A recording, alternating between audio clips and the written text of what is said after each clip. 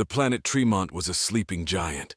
Lush green forests covered most of its surface, concealing ancient secrets beneath its fertile soils. It was in the shadows of these verdant woods that humanity found its newest hope, the FTL, faster than light, drive technology, buried within a forgotten alien outpost. Commander Alice Wren stood at the edge of the excavation site, her eyes scanning the alien structures protruding from the earth. She was a woman in her late 30s, with sharp features that spoke of determination and years of service in the Earth-Space Navy. Around her, a team of scientists and engineers worked tirelessly, unearthing artifacts that could potentially change the course of human history. "Commander, you need to see this," called Dr. Henry Lau, the lead scientist. He beckoned her over to a newly uncovered panel, its surface covered in dust and alien glyphs. As Alice approached, she pulled out her datapad and activated the translation software.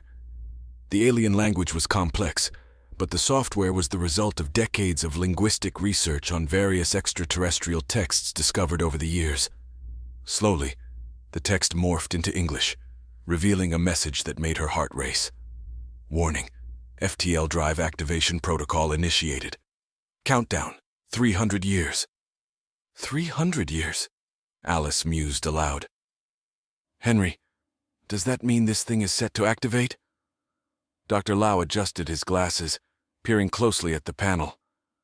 "It seems so, but if we can understand how to control it, we might harness its power ourselves."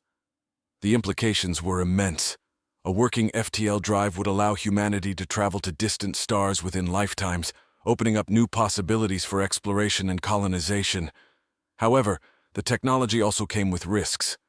The alien outpost was not merely a relic. It was a beacon that had been silent for millennia. Alice's thoughts were interrupted by a sudden rumbling. The ground beneath their feet shook, and the air was filled with the sound of cracking stone and twisting metal. The excavation site was collapsing. "Evacuate! Now!" Alice shouted, her voice commanding and clear. The team scrambled, grabbing equipment and fleeing towards the safety of their hovercraft. Alice was the last to leave, ensuring everyone made it out safely. As she boarded the craft, the outpost gave one final violent shudder before sinking back into the earth, leaving behind a cloud of dust and unanswered questions. Back on their orbiting command ship, the Odyssey, Alice and her team regrouped. The near disaster had not dampened their spirits, but had instead ignited a fiery determination to unlock the secrets of the FTL technology. "We've got the data we need," Dr. Lau assured her as he transferred files from his datapad to the ship's main computer. "The next step is to decipher the activation mechanism before that countdown reaches 0. Alice nodded, her mind racing with possibilities. "We have a sleeping giant beneath our feet, and it's about to wake up. We need to be ready when it does."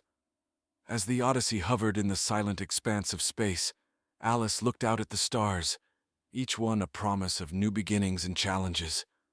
Humanity was on the brink of a new era, and she was at its forefront.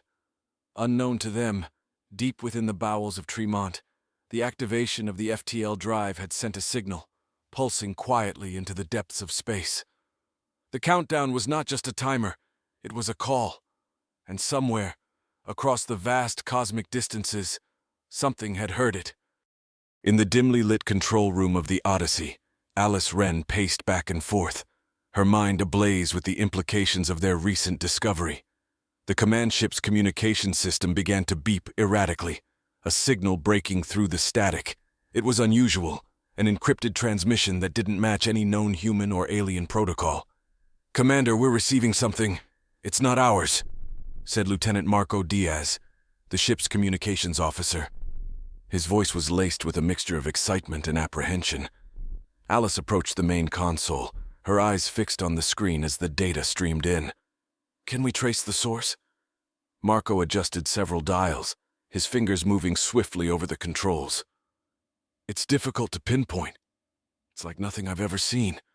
The signal's origin is masked, possibly bounced off multiple relays." "Keep at it, Marco. Every piece of information is crucial," Alice said, turning to the rest of her crew. "This might be a response to the activation sequence we triggered." The Odyssey's main chamber buzzed with activity as the team worked to decode the mysterious transmission. Dr. Lau and his assistant, Dr. Emily Santos, were deep in analysis, attempting to integrate the alien language patterns they had learned with the new data. "Commander, there's a repetitive structure in the transmission. It seems intentional, like a greeting or a warning," Dr. Santos suggested, her eyes not leaving the screen. Alice considered this. "Or a call to whatever left it behind," she added quietly. Hours turned into days as the Odyssey crew delved deeper into the secrets of the signal. With each passing moment, the reality of their situation grew clearer. They were not alone in their quest to harness the FTL technology. Something else was aware of their actions, possibly observing them. Amidst their research, a breakthrough came. Dr. Lau managed to isolate a portion of the transmission that seemed to mimic patterns found in the outpost's databases. "Look at this, Commander," Dr. Lau said, excitement evident in his voice as he displayed his findings. "This sequence here mirrors the activation protocol of the FTL drive. It's as if they're using our discovery as a baseline for communication." Alice leaned in closer, her brain racing. "So, they're trying to tell us how to use the technology, or ensuring that we do?" "It's hard to say, but one thing is clear. They're sophisticated, possibly beyond our current understanding," Dr. Lau responded. Determined to gain more insight, Alice decided to take a bold step. "Prepare a return message. Use the same pattern. Let's see if we can establish a dialogue." The crew set to work, crafting a message using the deciphered patterns. The Odyssey hummed with a cautious optimism as they sent their reply into the vast expanse of space, waiting for an acknowledgement. As they waited, the implications of their actions weighed heavily on Alice. They were potentially communicating with a highly advanced civilization, capable of influencing the fate of humanity. Suddenly, the ship's sensors alerted them to an anomaly. It was a distortion in space, a few kilometers from the Odyssey, as if the fabric of space itself was being twisted. "Commander, something's forming out there. Looks like a portal," Marco reported, uncertainty in his voice. Alice grabbed the railing, staring out at the viewport. This was no longer just about human expansion into the cosmos, or the potential. The space around the Odyssey shimmered as the portal stabilized, a swirling vortex of colors and energy that defied the laws of physics as humanity understood them. Alice and her crew watched in awe and trepidation as the possibility of first contact became imminent. "Visuals up, everyone.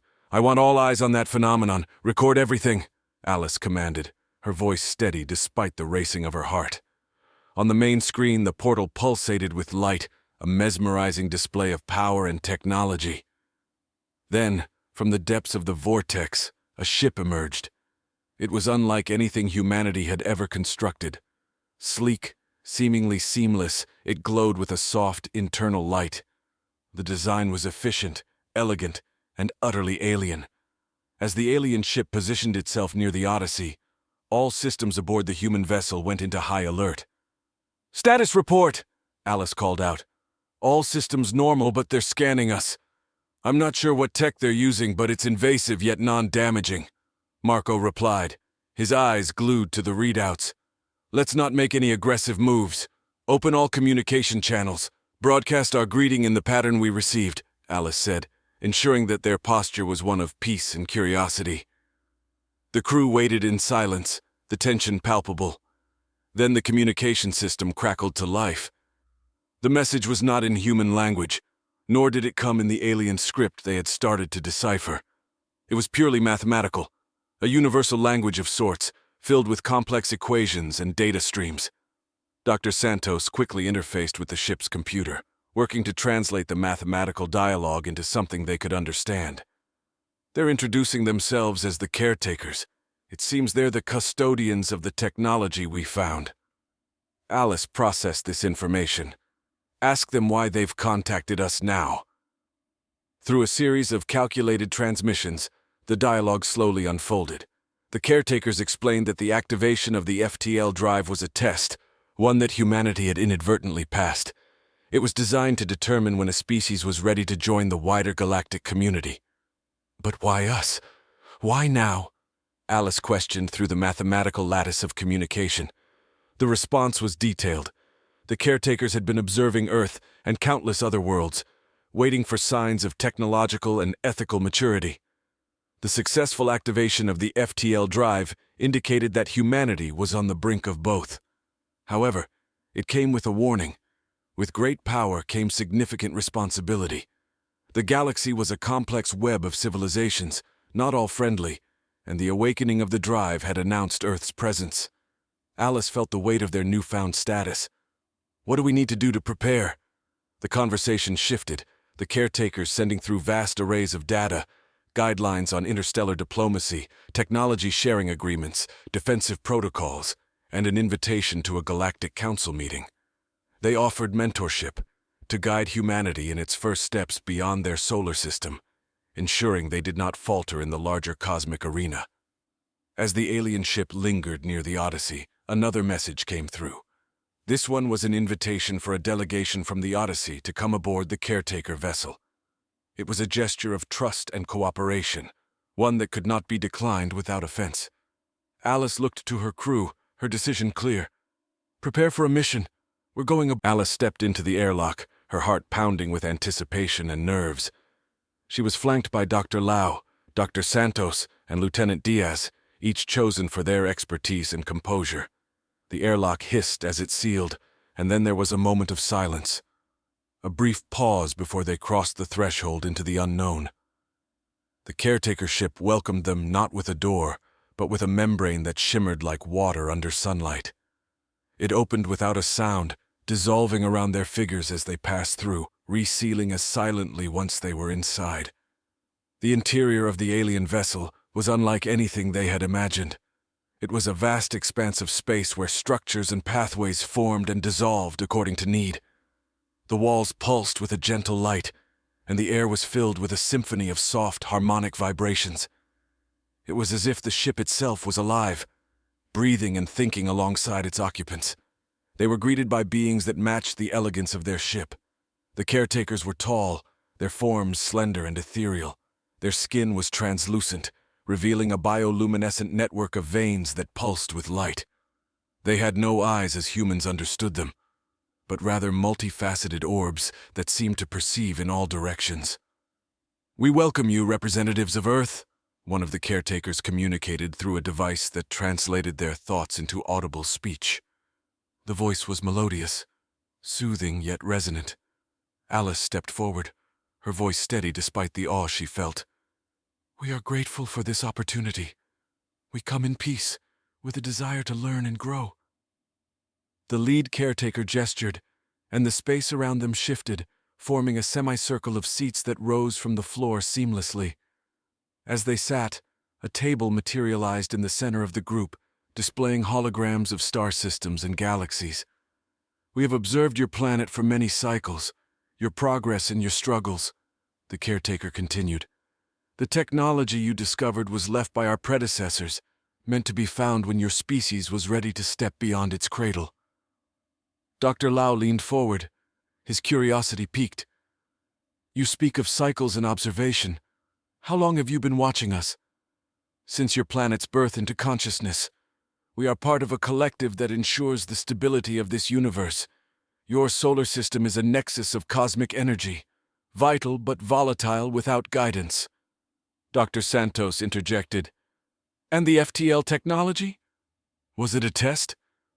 "Yes, a measure of readiness. The drive is more than a tool. It is a bond between civilizations, a pathway that connects lives and stories across the void." The discussion turned to the specifics of the technology. The caretakers explained that the FTL drive operated on principles that intertwined space and time, allowing for travel that obeyed the laws of the cosmos without violating them. "You must be cautious," warned another caretaker. "The fabric of space is delicate. Misuse of the drive could lead to repercussions that ripple across light years." Lieutenant Diaz, ever the tactician, asked, "What about threats? If we are to join this galactic community, how do we defend ourselves?" The holographic display changed, showing various defensive technologies and strategies. "We advocate for peace but prepare for all possibilities," the caretaker responded. We will share with you defensive measures that ensure safety without aggression. Balance is key. As the meeting progressed, Alice felt a profound sense of responsibility settling on her shoulders. The universe was indeed vast, filled with wonders and dangers alike. Humanity was not just stepping out onto the galactic stage, they were being propelled onto it, under the guidance of those who had danced among the stars for eons. The caretakers agreed to establish a liaison aboard the Odyssey, someone who would assist them in navigating the complexities of their new role within the cosmic community. As the meeting concluded, back aboard the Odyssey, the mood was a blend of elation and solemnity. The crew had just experienced a defining moment in human history, a pivot from isolation to a seat at the galactic table. Now, as they orbited Tremont, the reality of their new position began to crystallize. Alice convened a meeting in the ship's conference room, where the appointed caretaker liaison, whom they came to know as Ceres, awaited. Ceres's appearance was a constant flux of light and shadow, embodying the fluid nature of their species. "Thank you for joining us, Ceres," Alice began, nodding respectfully to their guest. "We're eager to understand our role in the galaxy and the responsibilities that come with it." Ceres's voice, mediated through their translator, filled the room with a serene tone. "It is our honor to guide you. The galaxy is vast, and its society is complex. You will find that diplomacy is as much an art as it is a necessity."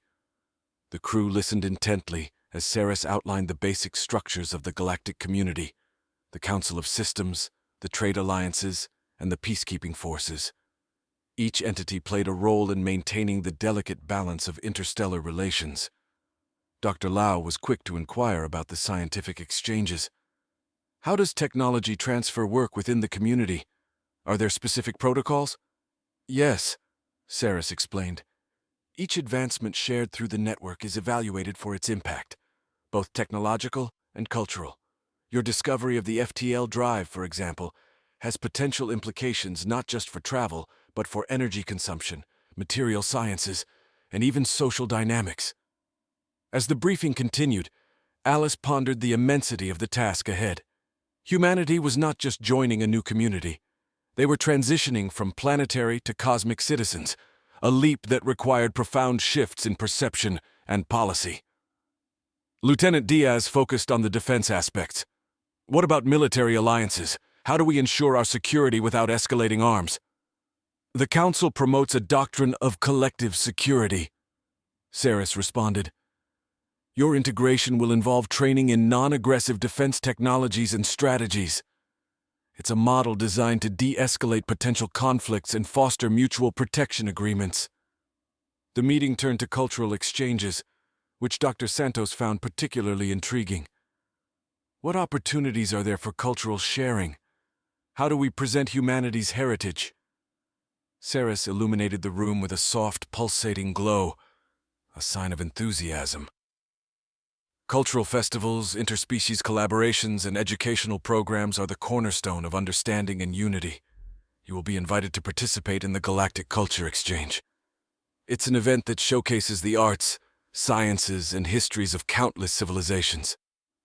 The hours passed, filled with discussions and plans, each topic a thread in the vast tapestry of galactic society. As the meeting drew to a close, Alice felt a renewed sense of purpose. The Odyssey was no longer just a ship. It was a beacon of Earth's aspirations. Post-meeting, Alice remained behind, reflecting on the day's revelations. Ceres approached her, their forms shimmering softly in the dim light. "You have great challenges ahead, Commander Wren," Ceres observed, "but also unparalleled opportunities. The cosmos is rich with wonders, and now it is open to you." Alice looked out the viewport at the stars, each one a story, a lesson, or a friend yet to be made. "We're ready to learn, to grow.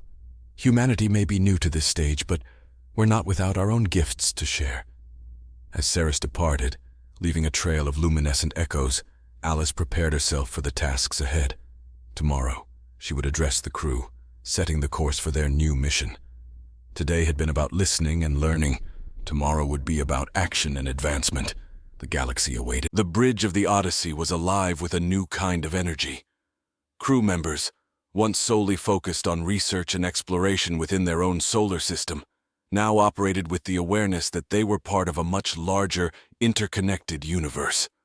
As Alice stepped onto the bridge, she sensed the shift in perspective among her team, the awe mixed with a determined focus to embrace their new role.